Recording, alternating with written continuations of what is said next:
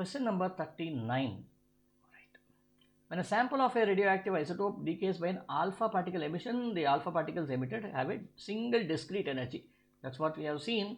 When you plot a graph of E alpha versus the number of alpha particle, you'll always get a straight line like this. Okay. When a sample of a radioactive isotope decays by beta negative particle emission, beta negative particles are emitted have a continuous range of energies, which means what? When you plot a graph of E beta versus number of decays, you would have got a line like this over here, curve like this.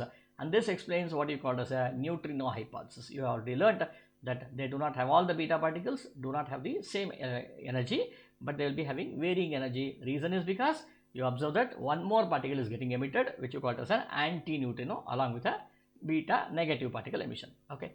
What is the explanation? It's nothing but neutrino hypothesis.